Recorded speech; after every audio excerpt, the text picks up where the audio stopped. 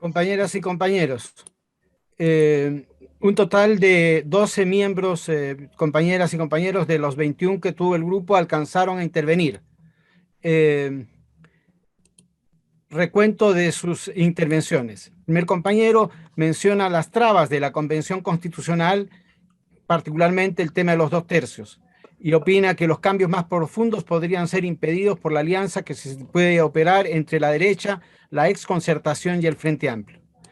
Señala que debemos inculcar la participación y movilización de los trabajadores para poder vencer el tema de los 2/3 y poner énfasis en la propuesta de un plebiscito intermedio que pueda ir más allá de aquellos planteamientos y resoluciones que no alcancen esos 2/3.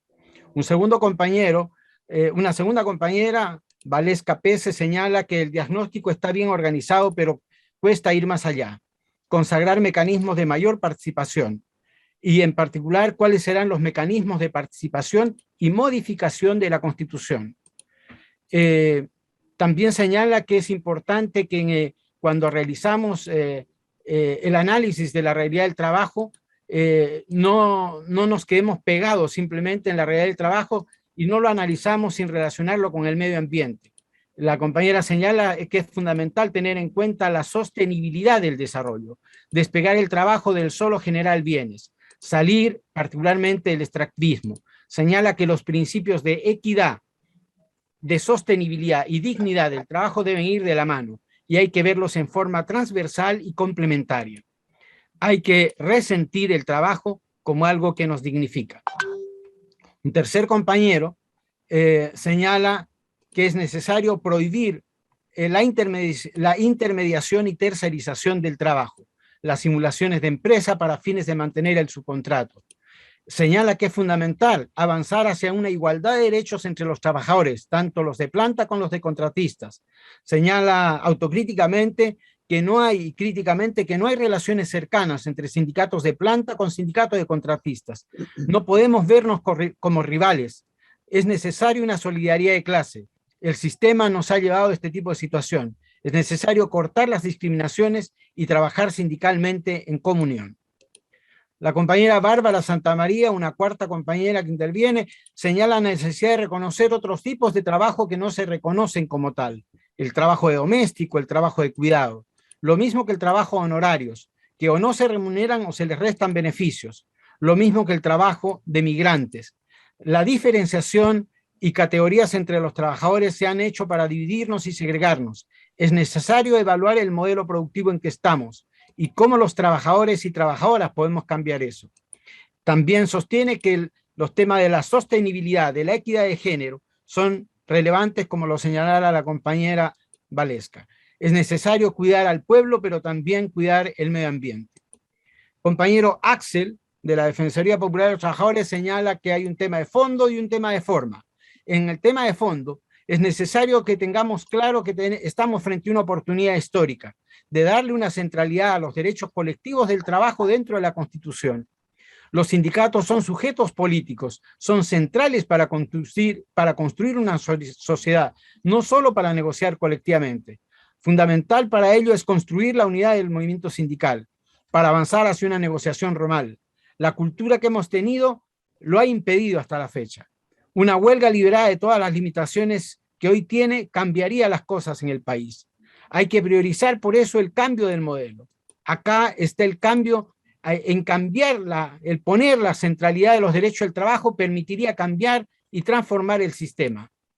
En el aspecto de forma, no es posible que nos planteemos en tono de duda qué será posible cambiar o no en esta Constitución, porque la historia nos dice que las conquistas son resultado de la lucha.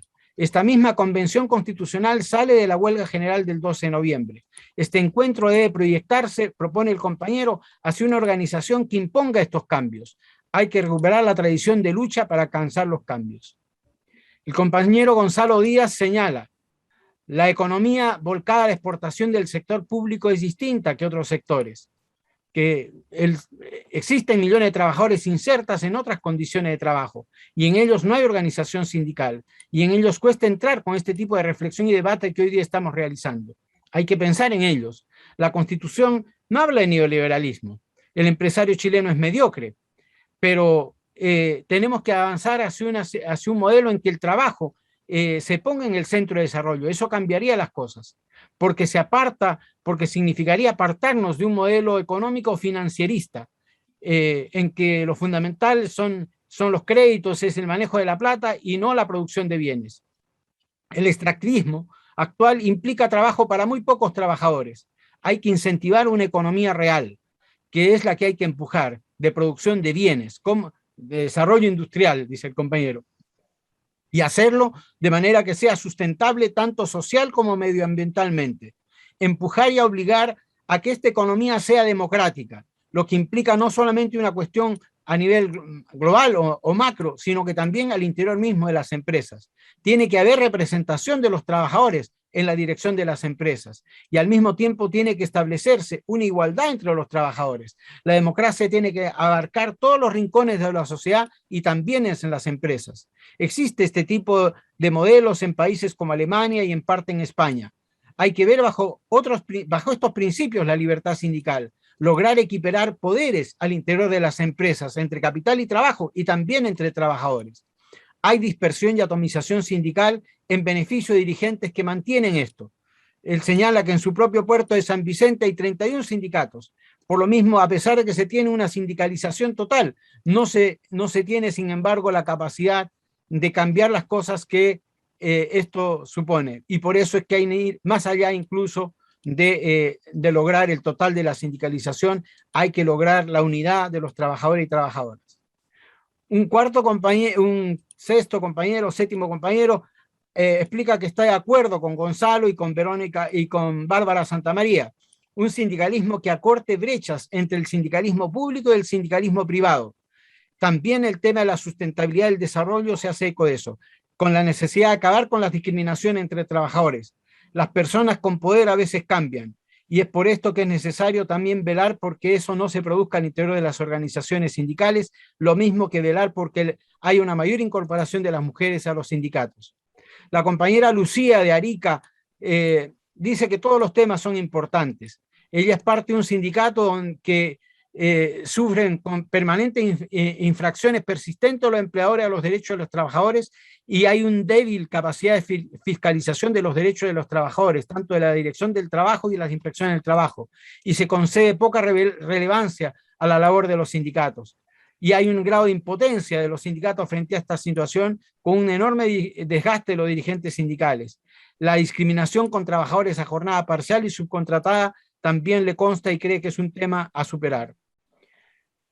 El siguiente compañero dice que este tema del derecho del trabajo como eje del desarrollo humano y social no es solamente un tema jurídico, es un tema económico y político. El modelo capitalista neoliberal en que está inmerso el país, más allá de que no lo diga la Constitución, cambiar las relaciones,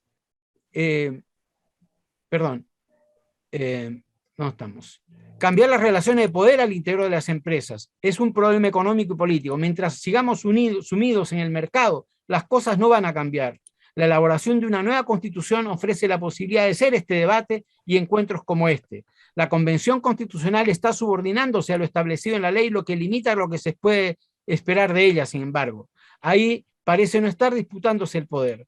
La propuesta constitucional de Allende iba camino a la supresión de la explotación, recuperar en este sentido la propiedad social de los medios de producción, superar el sistema de opresión. Los trabajadores están viéndose obligados a ir a la lucha recientemente, a las huelgas. Hay que lograr una asamblea verdaderamente constituyente. Agradece este espacio y llama a un proceso de solidaridad con los conflictos en curso. Y dice que es importante que este debate que estamos haciendo se haga también en contacto con un proceso de ir estrechando la solidaridad entre los trabajadores y sindicatos en lucha. Finalmente, hay tres compañeros más. El compañero Cristian Urrutia plantea que es parte importante del cuadro de debilitamiento sindical que estamos detectando. Tiene que ver con cambios que han ocurrido también más allá de Chile. También ha faltado una dirigencia sindical que haya estado a la altura. Perdimos la solidaridad y las articulaciones entre nosotros mismos. Muchos pequeños feudos que se resisten a superarse y desconfianza en unirse.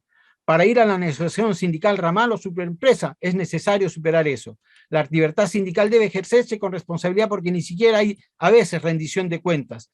hay cambios en la cultura sindical que son necesarios. Se requiere generosidad de los sindicatos grandes con los chicos. Si no logramos que los sindicatos se fortalezcan, no lograremos los derechos a que aspiramos. Los derechos deben pasar por un rol distinto a los sindicatos en la administración de pensiones, de seguro de cesantía, por ejemplo, porque eso les daría poder a los sindicatos y obviamente el poder atrae a la afiliación de los trabajadores. La última compañera, Bárbara Montt, dice que estos encuentros debemos sacar de manera sintética y didacta elementos que trasladan a las bases. Seguiré interesado en este encuentro por eso, no dejarse influir solamente por esto.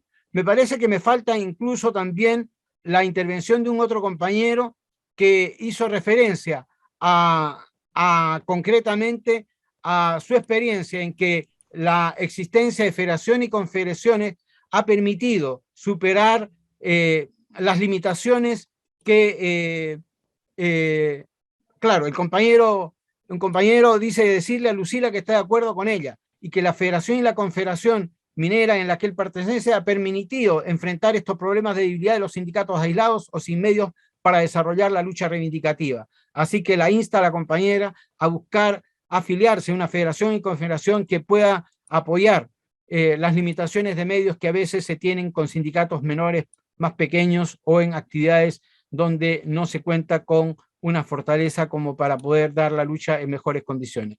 Eso sería básicamente el recuento, compañeros.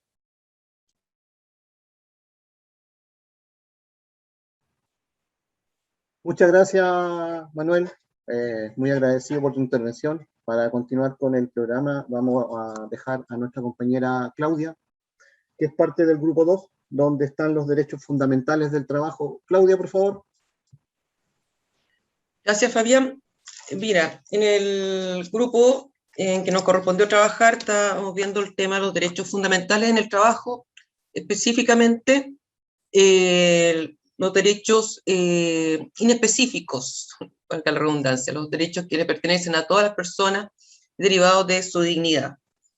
Y la verdad es que escuchando el relato de los compañeros y compañeras, es sumamente impresionante cómo en distintos tipos de empresas públicas y privadas se vulneran los derechos fundamentales en forma categórica, sin una contrapartida. Despidos masivos con vulneración de derechos, por ejemplo, exposición a riesgos en la salud y vida de los trabajadores y las trabajadoras,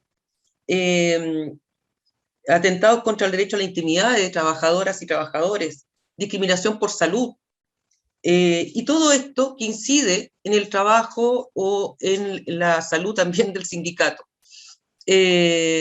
Sindicatos debilitados por un sistema de despido que existe en nuestro país absolutamente liberalizado, y que por lo tanto también afecta al poder que pueda tener el sindicato en la respectiva empresa. Sin perjuicio de esto y también de que salieron algunos temas que los voy a nombrar, también coincidimos con lo que señalaba Manuel, que si bien este encuentro, señalado, digamos así, por los participantes, es provechoso, especialmente para ver el tema de los contenidos, no puede quedar acá porque lo importante acá es un poco lo que también Roberto Celeón nos invitaba a luchar. Y mientras nosotros como trabajadores y trabajadoras nos estemos unidos y movilizados, digamos, es bien poco probable que tengamos éxito en instalar estos derechos en la nueva Constitución. De modo de que lo que se nos pedía también es que a futuro podamos establecer una coordinación, una unidad con otras plataformas que también están en la misma situación nuestra, y especialmente de todos los trabajadores, a fin de poder movilizarnos y así obtener las conquistas que queremos. De otra manera, vamos a seguir en esto mismo, porque es muy difícil romper las fuerzas de los poderes fácticos. Ahora, en cuanto a ciertas indicaciones al documento que presentamos inicial, se nos señaló que la prohibición de trabajo infantil, dicha así tal cual, primero va a ser un saludo a la bandera, estoy copiando un poco las expresiones que se dijeron, y que en realidad no es lo que buscan los niños, niñas y adolescentes que trabajan. Lo que buscan los niños, niñas y adolescentes que trabajan, y que en ese sentido hay que escucharlos a ellos, es el fin de la explotación a ellos, pero no dejar de trabajar, no que se prohíba el trabajo, sino que se prohíba la explotación. Otra investigación respecto de los trabajos de cuidado y del hogar, si bien es cierto, no está así en el documento inicial que presentamos, no está feminizado, pero de todos modos se nos señaló que es bueno fortalecer ahí también el rol parental. Señalar que el embarazo no es una enfermedad, sino un estado, de modo que no es que requiera licencia médica y no es que la mujer que va a parir se vaya a mejorar, sino que es un estado y que hay que protegerlo. En cuanto a la seguridad social, fundarlo en principios. Y ahí nos hizo un aporte una compañera, que los principios de la seguridad social son la solidaridad, la universalidad, la suficiencia y la unidad. Otro tema que fue diagnosticado como uno de los problemas que tenemos para poder motivar a trabajadores y trabajadoras es la falta de educación cívica y también la falta de capacitación laboral. Y eso debería ser algo que otorgue el Estado y el empleador en sus respectivos ámbitos. Tema también importante, que también lo nombraba Manuel, la participación en la gestión de la empresa. Las pocas empresas que tienen algo así, por lo que nos contaron, nombrado por el presidente de la República, un representante de los trabajadores nombrado por el presidente de la República. Me encontré eso ya insólito. También se hizo hincapié al tema del teletrabajo y las posibles vulneraciones de derechos fundamentales en este ámbito del teletrabajo. Ha servido para mucho abuso de parte de los empleadores, poniendo en riesgo la salud y de los trabajadores que están en esa situación. Eso, no sé si alguien del grupo quiere aportar alguna cosa o hice un resumen que traté de abarcar todo lo que se nos señalaba. Se señaló en el trabajo. Bueno, eso entonces por mi parte, Fabián. Muchas gracias, Claudia. Sí, yo creo que está en ese resumen, yo estuve en ese grupo, se recogió más o menos, se recogió lo que habíamos conversado, digamos, ¿ya? Y siguiendo con el programa, vamos a dejar al compañero Claudio Vieira, que es el representante del grupo número 3, que tiene la libertad sindical, organización, negociación colectiva y huelga. Claudio, por favor. Ya, perfecto, ahí tengo micrófono habilitado, gracias. Dentro de los varios temas que íbamos a tratar en el grupo 3, alcanzamos a revisar solo 2 por el tema de tiempo y también optamos por dar libertad y plena, ¿cierto?, a la opinión de cada uno de los participantes del grupo, que éramos 22 y tuvimos 12 intervenciones dentro de la jornada de la sala del grupo número 3. Los puntos tratados, la libertad, ¿cierto?, dentro de la Constitución, personalidad jurídica, reglamentación, presentación y actuación en el ámbito y nivel en que se determine. Se habló de la subcontratación y la precariedad laboral que esto acarrea, los problemas de seguridad laboral que existen al interior de todas las áreas productivas, la definición de unidad económica, el transporte, la precariedad dentro de este mismo sector y la dificultad que existe para el ejercicio de la actividad sindical de forma transversal. Los sindicatos de trabajadores públicos, es un tema que se abarcó y que en verdad, por supuesto, da para una extensa jornada más. Como pregunta clave ahí, ¿el foro sindical debe estar en la Constitución? ¿La libertad sindical debe estar en la Constitución y debe traducirse en la independencia para actuar en el marco de la ley? El establecimiento amplio de los derechos laborales genéricos permitiendo el establecimiento específico a través de la ley laboral. El reconocimiento, por supuesto, amplio de los derechos laborales, no sesgados como existen hasta el momento. Inhibir el fraccionamiento sindical, o sea, la atomización sindical. Se conversó ahí también de forma muy abierta cómo se da la realidad en distintas, ya sea desde el mundo de la minería, el mundo público y las áreas productivas en general, cómo se manipula. Se manipula muy hábilmente el hecho de fraccionar a la unión sindical y tener, en vez de una organización representativa, muchas dentro de una misma rama productiva. La reserva a la ley de información, ya que está muy coartada, muy encriptada esa normativa, esa ley aún.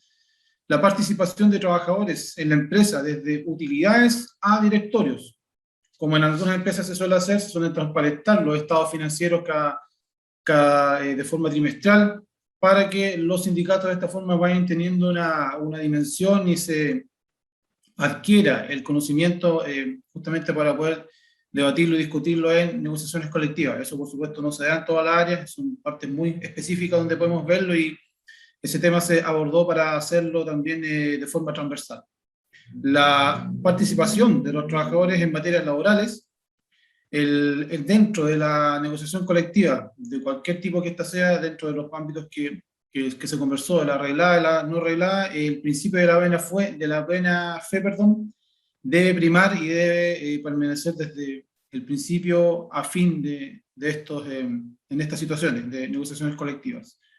El rol y la autonomía de la dirección del trabajo, el aumento de multas a las sanciones, y que esto sea ejemplificador, ya que las actuales no dejan mucho que desear, y se debatió que, por supuesto, la gran mayoría de las veces, sobre todo en las grandes empresas, el empleador prefiere hacer el pago de estas multas antes que dejar de ejecutar o dejar de repetir la mala práctica que conlleva esa sanción misma, porque la sanción no tiene ningún peso para la dimensión de recursos que maneja la empresa. La titularidad sindical, esto como representación, por supuesto, de forma representativa. La protección legal a actividades como de desarrollo de carrera, sector público, mejorar el desarrollo de carrera, como bien digo, justamente en el sector privado y público, la desmejora que existe en la desvinculación de dirigentes sindicales, la problemática de fiscalización por parte del Estado en todo lo que es las malas prácticas y vulneración de derechos fundamentales. Y como pregunta, bien sintético, bien ahí como pregunta final, ¿cierto?, a estos dos puntos que alcanzamos a ver de forma bien amplia. ¿La jurisprudencia laboral debe ser obligatoria? Eso por parte del grupo de trabajo número 3, en el cual estábamos abordando la libertad sindical dentro de la Constitución y la personalidad jurídica.